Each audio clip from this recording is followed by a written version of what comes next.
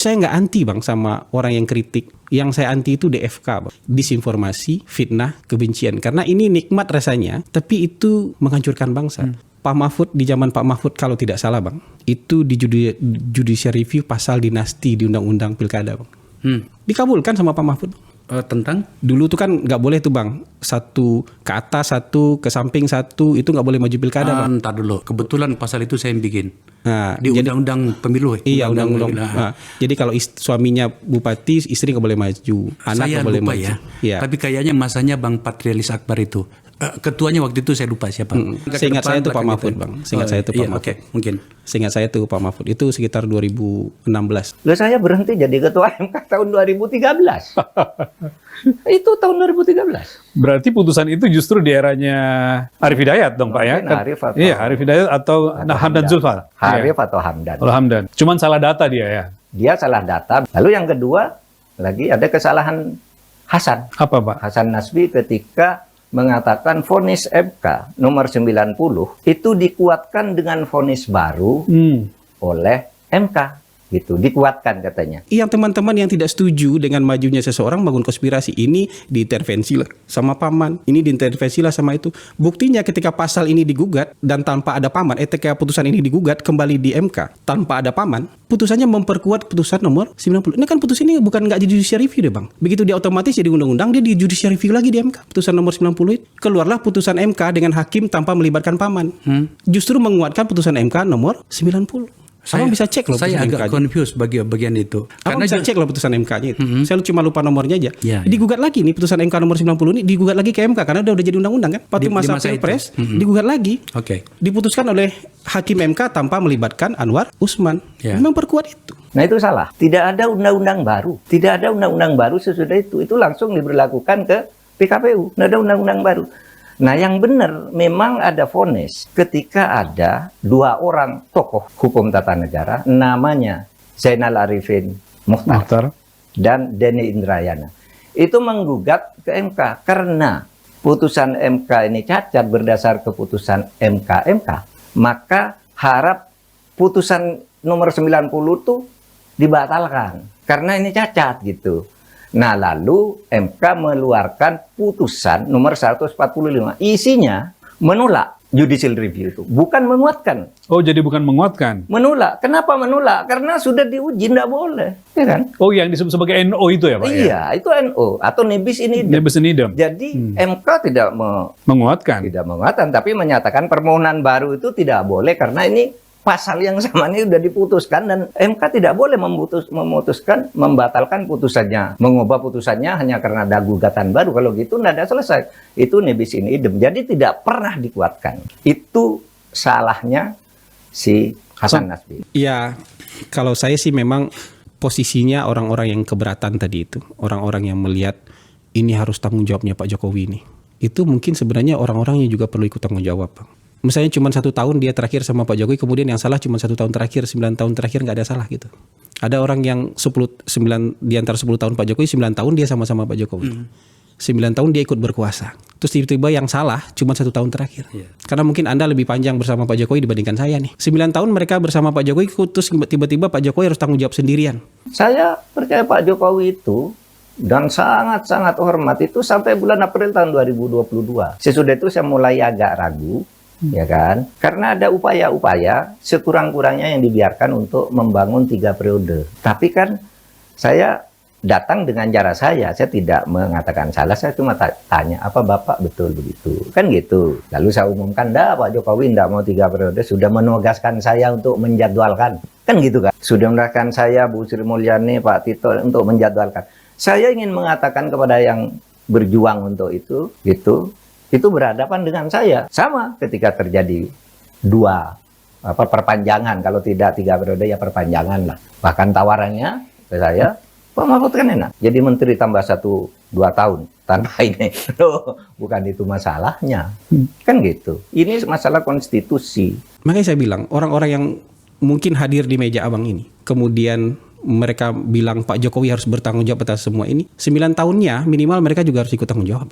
Jadi sebelum itu kan saya selalu mengatakan ini bagus-bagus saja gitu, ekonomi oke, infrastruktur oke gitu kan. Sehingga kita harus hargai itu. Berbagai hal sudah dicapai itu harus dihargai. Tapi sejak tahun 2022 itu kemudian yang dirusak demokrasi. Nah, kalau demokrasi dirusak, konstitusi dirusak, menurut saya ya, tidak ada artinya semua itu akhirnya kalau dibiarkan. Coba misalnya sejak tahun 2022 itu muncul ide perpanjangan menjadi 3 jabatan kan. Loh, ini apalagi? Saya cara menghalanginya juga pada waktu itu dengan cara baik. Saya tahu bahwa ini ada yang main lah dari istana. Saya datangi Pak Jokowi, betul Bapak mau memperpanjang jabatan. Kan pasti bilang tidak. Nah, begitu keluar saya nggak tanya lagi. Saya bilang ke wartawan, Pak Jokowi tadi bilang tidak tuh. Yang perpanjangan jabatan tuh bohong gitu. Kan saya halus cara menghalangi. Tidak langsung menabrak, nuduh dia. Begitu muncul itu lagi diperpanjang 2 tahun.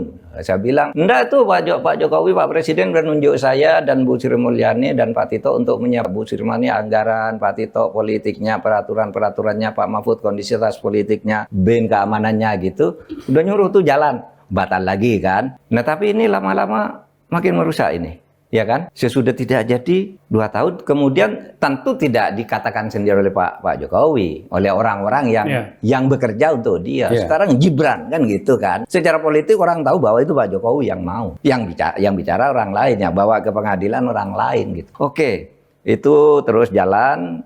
Sehingga pada akhirnya, yaitu saya tidak bisa berada pada tempo dengan menjelaskan secara baik, secara halus seperti biasanya. Ini harus keras, karena meminjam istilahnya si Deddy Sitorus. Orang kayak gini harus dilawan kayak gini juga katanya. Nggak bisa orang gila kamu lawannya dengan cara waras. Orang gila lawan dengan gila juga. Itulah tempo saya naikkan.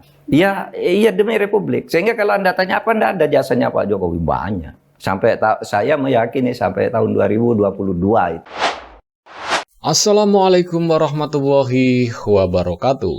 Barusan kita saksikan ya kembali Profesor Mahfud MD merespons ya orang-orang yang menyudutkan dirinya ya. Kali ini Kepala Staf Presiden bidang komunikasi Hasan Nasbi ya. Di situ Hasan Nasbi menjadi bintang tamu atau menjadi tamu podcast di Akbar Faisal Unsensor. Di situ Hasan Nasbi bermaksud ya menyerang Mahfud MD, tetapi ternyata Hasan Nasbi salah data dan itu langsung direspon oleh Profesor Mahfud bahwa itu datanya salah. Hasan Nasbi menuduh Profesor Mahfud MD waktu masih menjabat sebagai Ketua MK itu mencabut undang-undang soal ini ya di politik dinasti ya. Jabatan seseorang tidak boleh apabila suaminya menjabat sebagai gubernur, istrinya tidak boleh menjadi ASN apa pejabat juga. Undang-undang itu dicabut di tahun 2015 apa 2016. Hasan Nasbi sepertinya yakin betul bahwa ketua MK-nya saat itu adalah Profesor Mahfud MD. Tetapi ternyata Mahfud MD merespon bahwa Profesor Mahfud MD itu pensiun dari ketua MK di tahun 2013. Jadi sangat ngawur sekali ya. Udah salah data, ngotot lagi. Padahal sudah diingatkan tuh sama Bung Akbar Faisal bahwa Bung Akbar Faisal waktu itu kala itu yang membuat undang-undangnya dan dia merasa kecewa karena dicabut. Tetapi Bung Akbar Faisal lupa siapa ketua MK-nya mencabut. Dan ternyata ketua MK-nya itu bukan Profesor Mahfud. Tetapi Hasan Nasbi saya yakin itu Mahfud MD katanya. Dan direspon langsung oleh Profesor Mahfud, salah data Anda. Wah, Profesor Mahfud pensiun dari ketua MK itu ya 2013. Jadi jauh sekali, itu 2015 atau 2016. Dan yang kedua soal undang-undang keputusan MK 90 ya. Soal pencalonan Gibran kemarin bahwa Hasan Nasbi di situ ketika digugat lagi oleh dua profesor yaitu Profesor Denny Indrayana dan juga Profesor ini ya si Mas Uceng ya yang sebutannya Mas Uceng itu ternyata di situ Hasan Nasbi bahwa kekuatan itu justru menguatkan MK. Tetapi Profesor Mahfud menjelaskan atau meluruskan bahwa argumen dari Hasan Masbi itu salah. Itu bukan menguatkan, justru pokoknya dijelaskan sejelas-jelasnya Profesor Mahfud bahwa argumennya Hasan Masbi itu salah, dan justru sangat memalukan sekali ya.